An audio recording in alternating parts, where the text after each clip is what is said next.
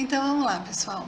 Como último vídeo, né, e último assunto que eu quero falar com vocês essa semana vai ser a introdução dos fundamentos que nós vamos estudar para calcular, para fazer exercício, né, para entender aí com mais detalhes os evaporadores, tá? E nós vamos passar por várias etapas aí, por vários conceitos de fundamentos que eu preciso apresentar para vocês. Então, nós vamos falar sobre elevação do ponto de ebulição, balanço de massa, balanço de energia, desempenho, ΔT e coeficiente global, tá? É tudo isso que eu quero apresentar para vocês, mas para essa semana a gente só vai falar do elevação do ponto de ebulição e balanço de massa. Os outros conceitos, os outros fundamentos vão ficar para a próxima semana. Vamos lá? Então, o primeiro conceito que eu quero falar com vocês é sobre a elevação do ponto de ebulição, né? Ou também a EPE, tá? Então, pessoal, que difícil fazer videoaula sobre esse assunto, queria muito estar com vocês, mas digam para mim, quando que um líquido entra em ebulição? Eu preciso de uma resposta, nem que seja no pensamento de vocês, em relação à termodinâmica da coisa. Quando que um líquido entra em ebulição, pensando em pressão, pensando em temperatura, pensando em pressão de vapor daquela substância, daquele líquido, tá? E aí? Ai, que difícil. Vocês estão pensando? Pense um pouquinho sobre isso. Pensa lá da aula de termo, da pressão de vapor. Porque eu vou falar uma frase aqui, uma definição, que eu preciso que vocês concordem comigo, né? Então, quando que um líquido entra em ebulição?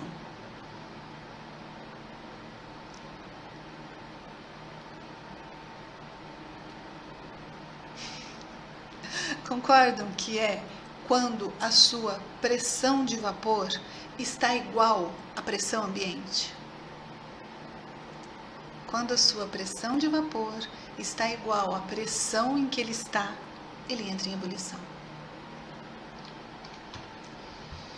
Se é um líquido puro, com temperatura de ebulição T, qualquer, acrescentar-se um soluto, o que acontece com a temperatura de ebulição agora dessa solução? Né? Vocês já fizeram um macarrão? Põe a água para ferver, né? E antes de pôr o macarrão, põe sal na água. O que acontece quando vocês colocam o sal na água que já está fervendo? Vocês já repararam? Vocês já observaram? Que se a fervura está bem forte, né? Se a água está bem em ebulição, a ebulição para. Quando você coloca o sal, parece que a intensidade da fervura diminui. Parece que a água para de ferver. Porque se eu coloquei um soluto agora numa solução, o que acontece é que a temperatura de ebulição daquela mistura aumenta. Vocês concordam com isso? Pensem um pouquinho, né? Vejam se vocês concordam que quando a pressão de vapor de um líquido se iguala à pressão em que ele está, ele entra em ebulição.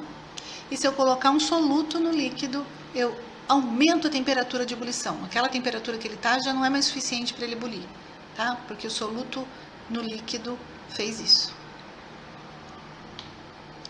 Bom, vou representar aqui para vocês, né? Porque daqui a pouco a gente vai precisar trabalhar com equações, vamos ter que representar tudo isso na forma de equações. Então eu fiz um esquema, eu mesma que fiz, tá? Imagine água, solvente puro, um solvente qualquer que está numa pressão tal, P, e tem uma temperatura de ebulição tal naquela pressão que eu vou chamar de T do solvente. Tá legal? T do solvente é a temperatura de ebulição da água pura naquela pressão. Tudo bem? Aí, imagine agora então uma segunda situação. Na segunda situação, eu coloco soluto nessa água. Pus aí uns pontinhos vermelhos nessa água. Agora eu não tenho mais um solvente puro, eu tenho o que eu chamo de solução, que é a água mais esse soluto não volátil. Continuo nessa pressão P. Agora, se eu quiser fazer essa solução entrar em ebulição, ela vai entrar em ebulição numa determinada temperatura chamada TE, temperatura de ebulição. tá? T-solve é a temperatura de ebulição da água pura, do solvente puro. TE é a temperatura de ebulição dessa mistura. E aí agora vocês já devem estar craques e prontos para responder que a temperatura de ebulição dessa situação aqui é maior do que a temperatura de ebulição do solvente puro, certo? Quanto maior? Né? A gente precisa ir para o laboratório, ir para a literatura, ter dados. Mas o que eu quero apresentar agora para vocês e preciso que vocês saibam é que eu chamo de EPE a essa diferença. Então, pessoal, EPE, elevação do ponto de ebulição, é a diferença entre o valor da temperatura de ebulição da mistura, da solução, soluto mais solvente, menos, né, a temperatura do solvente puro. Tá? Então, a EPE, pessoal, é um número positivo, porque a temperatura de ebulição da mistura é sempre maior que a temperatura de ebulição do solvente. Tá legal?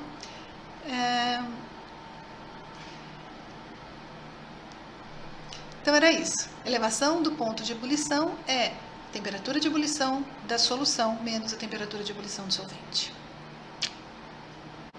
Ainda sobre elevação do ponto de ebulição. Eu queria fazer um exercício numérico com vocês. Vamos ver se vai dar certo da gente fazer assim na forma de videoaula, porque depois no nosso encontro ao vivo a gente vai fazer os exercícios propostos, né? Qual é a pressão de vapor da água a 40 graus Celsius? Eu queria que vocês me dessem essa resposta, né? Queria que vocês consultassem as tabelas de água, tá? Vamos consultar uma tabela de água, vamos ver se dá certo aqui. E ver qual é a pressão de vapor de água a 40 graus Celsius. Então, eu tenho aqui uma tabela de água. Essa tabela eu peguei do final dos livros da apostila do professor Everaldo, quando ele fala sobre evaporadores, tá? Aqui no final tem tabelas de água, aqui, ó. E foi de onde eu peguei. Tá legal? Eu posso mandar para vocês, mas também nos livros de termodinâmica tem e na internet tem. Então, a pergunta era mesmo, qual a pressão de vapor da água a 40 graus Celsius, né? Então, a gente vai consultar a temperatura, porque essa tabela pode nos ser fornecida de dois jeitos. Vejam que a tabela da esquerda tem a entrada em temperatura, enquanto a tabela da direita tem a entrada em pressão, mas os dados são os mesmos, tá bom, pessoal? Só depende aí da coluna que eu estou dando preferência para consultar. E aí, a gente vai consultar, então, né, a temperatura de 40 graus. Então, aí aqui nós temos, para 40 graus Celsius, tem a pressão em kgf por centímetro quadrado, tem o volume específico do líquido, volume específico do vapor, entalpia específica do líquido, entalpia específica do vapor, aqui, e no meio o lambda da vaporização, né, que é a diferença entre essas energias aqui do fluido. A gente já vai falar mais sobre isso. Mas a pergunta era qual a pressão de vapor da água a 40 graus Celsius. Essa tabela nos informa em kgf por centímetro quadrado. Tá? Então, vamos voltar lá. É aproximadamente 55 milímetros de mercúrio. Tudo bem?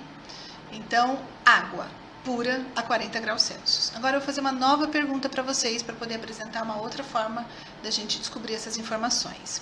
Qual a pressão de vapor da água em uma solução de NaOH com concentração de 30 gramas de NaOH por 100 gramas de água a 40 graus Celsius? Para isso, a gente tem uma tabela do NaOH que nos mostra a concentração em grama por 100 grama de água e a pressão de vapor em função da temperatura. Ele pediu a 40 graus Celsius, tá? Então, eu vou ler aqui 30 gramas por 100 gramas, 40 graus Celsius e encontrar o valor da pressão de vapor. 36,6 milímetros de mercúrio, mais ou menos. Certo? O que eu quero que vocês observem é que a água pura, a pressão para vaporizar a água a 40 graus é de 55 milímetros de mercúrio e para vaporizar uma solução de NaOH na água é de 36 milímetros de mercúrio. Temos água em ebulição. O que acontece se adicionarmos uma quantidade considerável de NaCl? Olha lá, o exemplo de pôr sal na água do macarrão, né? No nível do mar, a pressão de vapor da água é 760 milímetros de mercúrio, tá? Se a gente colocar sal na água, essa pressão de vapor da solução diminui, vai para aproximadamente 740 milímetros de mercúrio.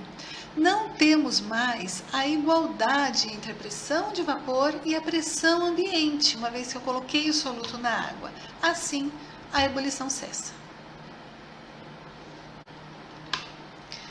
Bom, preciso falar com vocês sobre o balanço de massa e balanço de energia, mas essa semana eu vou falar só do balanço de massa, a gente deixa o de energia para o comecinho da semana que vem. Então vamos lá, né? Vamos fazer balanço de massa nesse equipamento que é o nosso evaporador. Olha só, pessoal, representei aqui um esquema do evaporador. Ele é um retângulo, ele é um esquema com correntes, tá? E a gente vai trabalhar com as vazões mássicas das correntes F, S, V e L.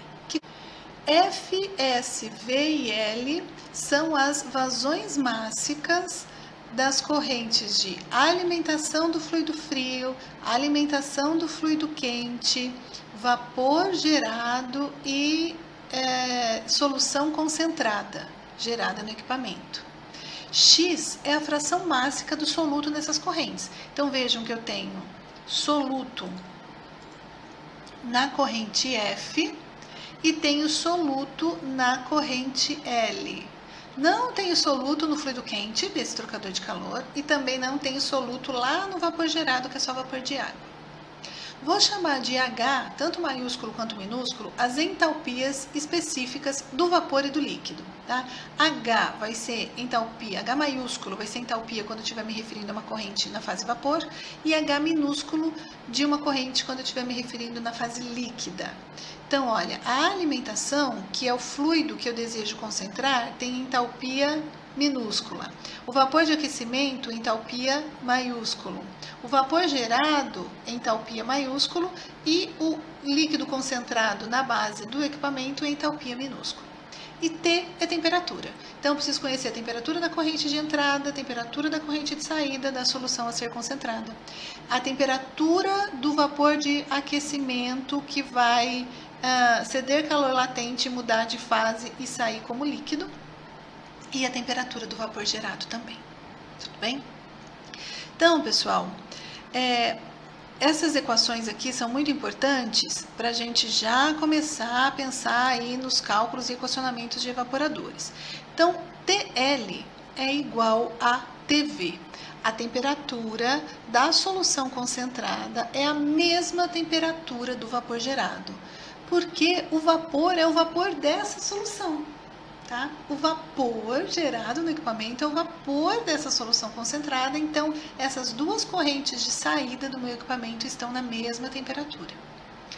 E a temperatura do vapor de aquecimento, do steam, da corrente que é o fluido quente desse trocador de calor, é maior do que a temperatura do fluido aqui dessa saída do equipamento. Tá?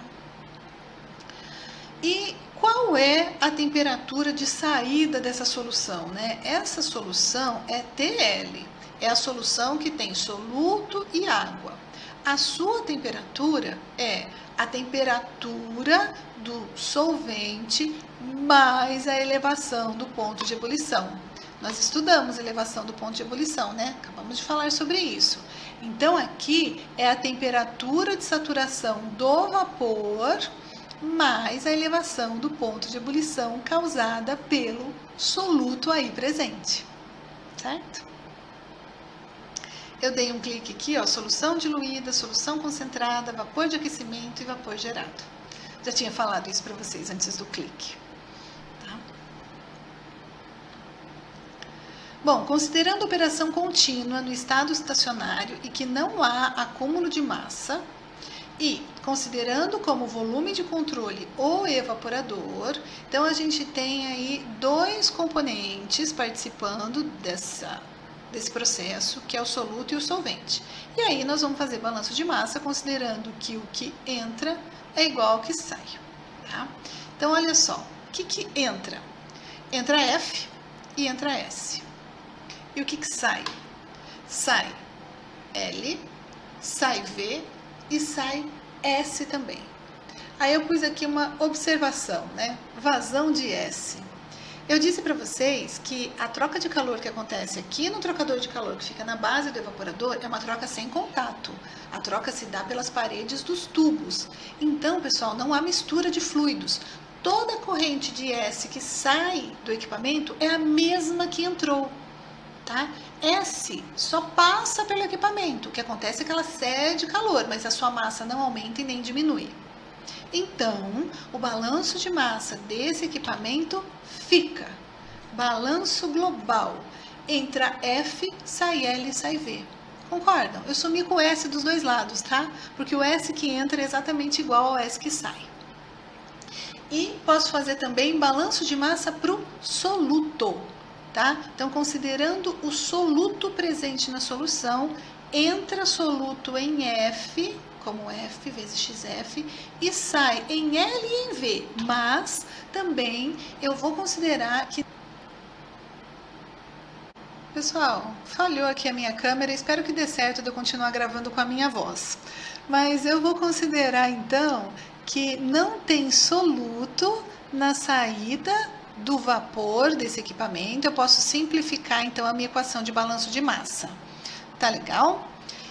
Eu vou encerrar aqui, pessoal, essa aula, porque eu só queria falar de balanço de massa para vocês essa semana, e na próxima semana a gente continua com os fundamentos de evaporador. Aguardo vocês no nosso encontro ao vivo, depois que vocês tenham visto esses vídeos e começado a esboçar ou tentar fazer alguma coisa sobre os exercícios, mas tragam dúvidas. Vamos fazer os exercícios juntos. Até mais, pessoal. Obrigada.